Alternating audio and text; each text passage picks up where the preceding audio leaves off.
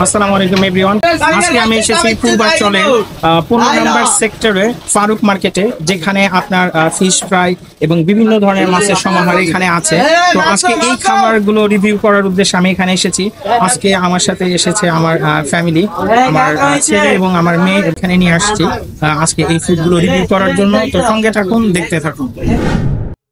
আপনি এখানে আসলে শুধুমাত্র যে একটা দোকান বা দুইটা দোকান সেটা না, এখানে অনেকগুলো দোকান আছে যেখান থেকে আপনি আপনার পছন্দের ফিশগুলো চয়েস করে আপনি এনজয় করতে পারবেন। এখানে কাঁকড়া, স্কুইড, অক্টোপাস এবং ফিশের মধ্যে আপনার কোরাল এবং রূপচাঁদা এবং লোকাল ফিশের মধ্যে আপনার তেলাপিয়া ফিশ পাবেন, যেগুলো আপনি আপনার পছন্দ মতো এখান থেকে পারচেজ করে ফ্রাই করে আপনি এনজয় করতে পারবেন। আসসালামু আলাইকুম ভাইয়া। ওয়ালাইকুম আসসালাম। কেমন আছেন? এই তো আলহামদুলিল্লাহ ভালো আছি। আপনি কেমন আছেন? আমরা ঢাকার নিকেতন থেকে এসেছি। এখানে শুনেছি যে আপনাদের এখানে প্রচুর পরিমাণে মাছ পাওয়া যায়, সেগুলো খাওয়ার উদ্দেশ্যে এবং আপনাদের এটা টেস্টটা মানে জানানোর উদ্দেশ্যে সবাইকে এখানে আসা। আমাকে একটু দেখাবেন যে আপনাদের এখানে কি কি মাছ পাওয়া যায়, আমাকে একটু সিরিয়ালি যদি বলতেন। কোরাল মাছ পাওয়া যায়, কোরাল, পরে তেলাপিয়া আছে, রূপচাঁদা আছে, চিংড়িটা ছিল শেষ হয়ে গেছে, স্কুইড আছে, এরপরে লইটা মাছ আছে, অক্টোপাস, কাঁকড়া, পরে চিকেন আছে। কাঁকড়াগুলো আপনারা কোথা থেকে সংগ্রহ করেন? কাঁকড়াগুলো আমরা নিয়ে এসেছি স্যার কারওয়ান বাজার থেকে। কারওয়ান বাজার থেকে আনি। আর এই মাছগুলো কি কারওয়ান বাজার থেকে সংগ্রহ করেন? কারওয়ান বাজার থেকেও সংগ্রহ করি এবং যাত্রাবাড়ি বাজার থেকে।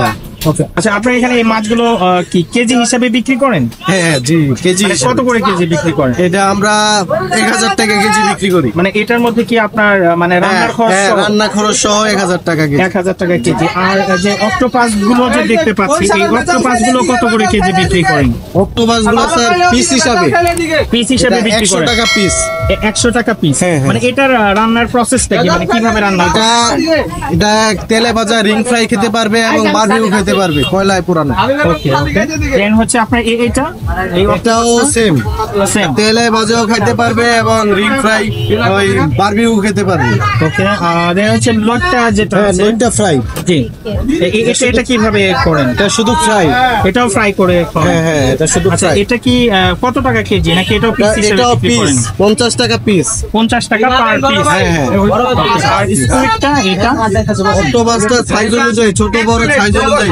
যে সাইজটা হাতে নিয়েছেন এটা প্রাইসটা কত? 600 টাকা। 600 টাকা। আর যে কাঁকড়া যেটা দেখতে পাচ্ছি, মানে এগুলো পার পিস কত করে বিক্রি? 300 টাকা পার পিস। এটা 300 টাকা পার পিস। এটা কি রান্না সহ? হ্যাঁ, একদম রান্না করে 300 টাকা। ওকে ওকে। আচ্ছা, এদিকে যদি আমি চিকেন আইটেম গুলোতে আসি, তো এটা কিভাবে, মানে এগুলো কি পিস হিসাবে বিক্রি করেন? হ্যাঁ, এগুলো সব পিস হিসাবে। এটা পার পিস কত করে? এটা 150 টাকা পার পিস। এটা পিএস মরিচ দিয়ে সুন্দর করে গ্রেভি টাইপের, ঝোল টাইপের বানানো হবে। ওকে। আর এটা যদি নেন চিকেন চাপটা, এটা হচ্ছে আপনার কয়লায় পোড়ানো। ওকে। এটা কয়লায় পোড়ানো, এটা 170 টাকা পার পিস। 170 টাকা পার পিস। 170 টাকা পার পিস। এটা সুন্দর করে কয়লায় বারবিকিউ করা হবে। ওকে। আর এটা হচ্ছে চিকেন লেভেল 2 অ্যারাবিয়ান টাইপের খাবার, টক ঝাল মিষ্টি। 500 টাকা, হাফ 250 টাকা। আর এটা হচ্ছে মালাই তান্দুরি। বাচ্চারা খেতে বা খুব পছন্দ করে, এটা মিষ্টি। এটার প্রাইস কত? মালাই তান্দুরি 150 টাকা পার পিস। ঝোল শিক 300 টাকা। এটা হচ্ছে বরলেক্স, এটার মধ্যে কোনো হাড় হবে না, এটা হাড় ছাড়া। এটাও বাচ্চাদের যেটা, এটার প্রাইস কত? এটা 150 টাকা পার পিস। আর পাশে যেটা গ্রিনটা যেটা, এটা হচ্ছে হারিয়ালি কাবাব। হারিয়ালি কাবাব, হ্যাঁ, এটা 150 টাকা। 150 টাকা। দেন এটা বিফ, এটাও 150 টাকা পার পিস। ওকে। চিকেন উইংস, এটা পার স্টিক 200 টাকা। ওকে। এটা হচ্ছে chicken Ram stick 3 piece, leg piece, এটা হচ্ছে 200 টাকা 3 পিস। আর এটা হচ্ছে 4 পিস জাল স্পাইসি বডি কাবাব। ভাই এটা 4 পিস বডি কাবাব, এটা পার স্টিক 200 টাকা 4 পিস। এটা স্পাইসি হবে হালকা। আর এটা হচ্ছে চিকেন তান্দুরি কাবাব, 120 টাকা পার পিস, পার স্টিক 240 টাকা। এটা আমাদের চিকেন আইটেম। আচ্ছা, আপনাদের এখানে লোকেশনটা যদি আমাকে বলতেন। মানে এটা লোকেশনটা হচ্ছে পূর্বাচল স্টেডিয়াম থেকে, শেখ হাসিনা ক্রিকেট স্টেডিয়াম থেকে হাতের ডাইনে আসলে, বামে আসলে আমাদের এটা পেয়ে যাবে। এই জায়গাটার নাম কি?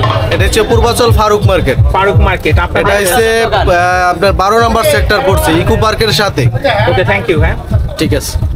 ভাই আপনি কি কাঁকড়া পরিষ্কার করছেন? জি জি জি। মানে কাঁকড়া কাটার প্রসেসটা একটু আমাকে বলবেন, মানে এটা কিভাবে আপনারা করে থাকেন? কাঁকড়া আগে উপরে পিঠগুলা ফালাই, এরপরে যে কাটি কুচি কুচি করে কাটতে ট্রাই করি মশলা দিয়ে, এই আর কি। মানে এটা কি সঠিকভাবে পরিষ্কার করেন? জি জি জি জি। মানে এটা তো খাওয়াটা তো মানে একদম হালাল হবে তো? জি ইনশাআল্লাহ। মানে একদম সঠিকভাবে পরিষ্কার করা হয়, কোনো ধরনের জীবাণু বা ময়লা এখানে না না না। 5টা থেকে 6টা কলান দেই একদম। আমাকে একটু এই কোরাল মাছটা একটু দেখাবেন, এটা কিভাবে কেটেছেন একটু যদি? এই যে এটা তো আপনি আগে আসতেন দেখতাম কাটাটা, কিন্তু সমস্যা নাই। এই যে সুন্দর কাটা।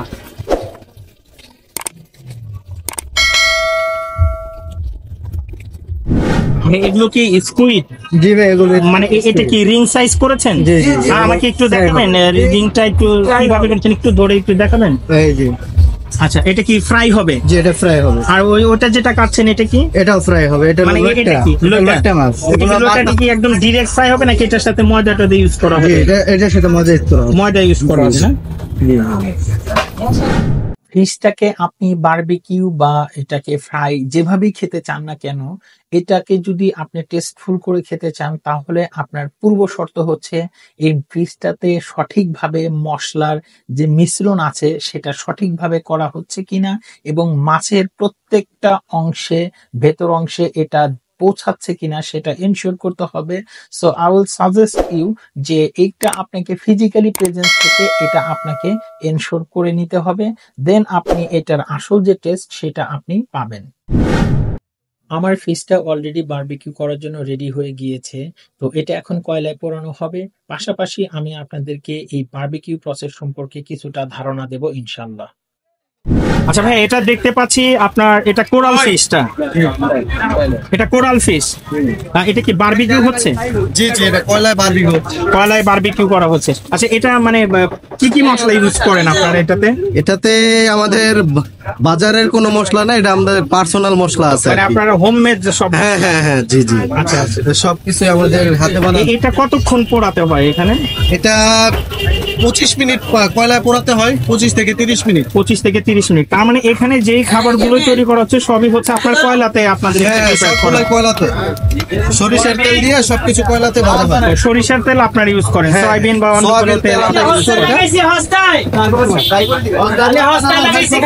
সুপ্রিয় দর্শক, আপনারা দেখতে পাচ্ছেন যে তারা যে এখানে ফিশটা যে ফ্রাই করছে, মানে আমার দেখে আসলে খেতে অনেক লোভ হচ্ছে। আমি অলরেডি অর্ডার করেছি এবং সেটা আমি টেস্ট করব ইনশাল্লাহ, সেটাও আপনাদের সাথে শেয়ার করব। সঙ্গে থাকুন এবং দেখতে থাকুন। আচ্ছা ভাইয়া, এই মাছটা ঝুলিয়ে রাখছেন কেন? হ্যালো ভাইয়া, এটা ঝুলাই রাখছেন কেন? এটা পানিটা ছড়ায়া তারপর আবার মশলা দিয়া বারবিকিউ করে মিনিট করে দিয়ে দিবেন। ও আচ্ছা, এটা মানে পানিটা ঝরাচ্ছেন? এটা পানিটা তো ছড়াছে, ও তারপরে মশলা দিয়ে আবার এটাকে ফ্রাই করবেন? বারবিকিউ করে আবার টেবিলে দিয়া এখানে তারা স্পেশালি রুমালি রুটি তৈরি করে থাকে। রুমালি রুটি ছাড়াও তারা এখানে আলু পরোটা এবং লুচি তৈরি করে থাকে, যেগুলো আপনি ফিশ ফ্রাই দিয়ে খেতে পারবেন। আমার মামনি সে চিকেন খাচ্ছে, কিন্তু সে তার রিভিউটা জানাতে পারছে না, কারণ সে প্রপারলি এখনো কথা বলা শেখেনি। বাট তার মুখের এক্সপ্রেশন দেখে মনে হচ্ছে যে এটা তার কাছে খুব ভালো লাগছে। প্রিয় বন্ধুরা, ইতিমধ্যে আমাদের সামনে খাবারগুলো চলে এসেছে। আমি কোরাল ফিশ অর্ডার করেছিলাম, দেন হচ্ছে স্কুইড অর্ডার করেছিলাম, তো এই দুইটা আইটেম নিয়েছিলাম, আর চিকেনটা বাচ্চাদের জন্য নিয়েছিলাম। তো এখন আমি এই খাবারগুলো আপনাদেরকে রিভিউ করবো ইনশাল্লাহ।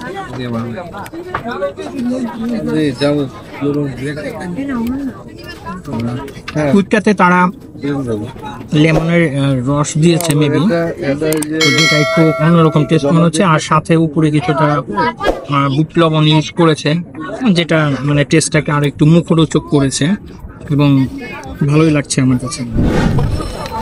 এই ফ্রাই ফিশটাকে খাওয়ার জন্য আমি এখানে রুমালি রুটি নিয়েছি। তো রুমালি রুটি দিয়ে আমি এটা বেসিক্যালি খাবো।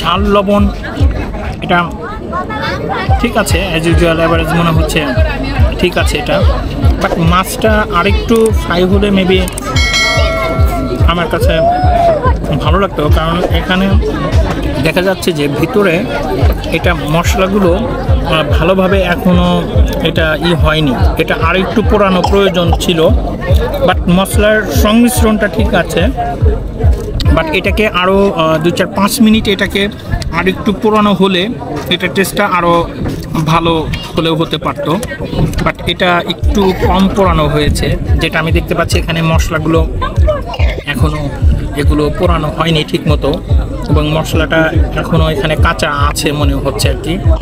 বাট মাছ যেটা, মাছে কোনো গন্ধ নেই, মাছটা ফ্রেশ মনে হচ্ছে আমার কাছে, মাছ নিয়ে কোনো কমপ্লেন নেই, বাট কুকিং প্রসেস যেটা সেটা মনে হচ্ছে আরও 5 থেকে 10 মিনিটস যদি এটা আরও সময় দেওয়া যেত তাহলে এটা আরও বেটার হতো আমার মনে হচ্ছে। বাবা, তোমার কাছে কেমন লাগছে মাছটা, মানে তোমার কাছে কেমন টেস্ট মনে হচ্ছে? অনেক টেস্টি, ঝাল লবণ সবকিছুই ঠিক আছে, এমন কোনো কিছুতে ভুল নেই। মানে তোমার কাছে মজা লাগছে এটা? অনেক মজা। মানে তোমার কাছে একটু মনে হচ্ছে না যে এটা আরো 10 মিনিট ফ্রাই করলে জিনিসটা আরো ভালো হতো? হ্যাঁ, এরকম মনে হচ্ছে। আর এমনি তো এটা অনেক টেস্টি ছিল, আমি মজা করে খেয়েছি। আচ্ছা, এটা তোমার মাছটা কেমন, কোনো গন্ধ পাচ্ছ মাছ থেকে? কোনো একদম ফ্রেশ মনে হচ্ছে তোমার? ওকে, থ্যাংক ইউ বাবা। Thank you. হ্যাঁ, খাবারটা অসংখ্য মজা ছিল এবং মানে এটা আমি এনজয় করেছি, বাট যেটা কোরাল ফিশ যেটা ছিল মানে একটু ফ্রাই আর একটু বেশি হলে ভালো হতো। যাই হোক, এক একজন এক এক ধরনের এক একভাবে পছন্দ করে। তো অসংখ্য ধন্যবাদ এত সুন্দর খাবার পরিবেশন করার জন্য। Thank you. সুপ্রিয় দর্শক, আজকের মতো এখানে বিদায় নিচ্ছি। আগামীতে দেখা হবে নতুন কোনো পর্ব নিয়ে, নতুন কোনো এক জায়গায়, নতুন কোনো রেসিপি নিয়ে। ততক্ষণ পর্যন্ত ভালো থাকুন, সুস্থ থাকুন এবং অপরকেও ভালো রাখুন। আল্লাহ হাফেজ।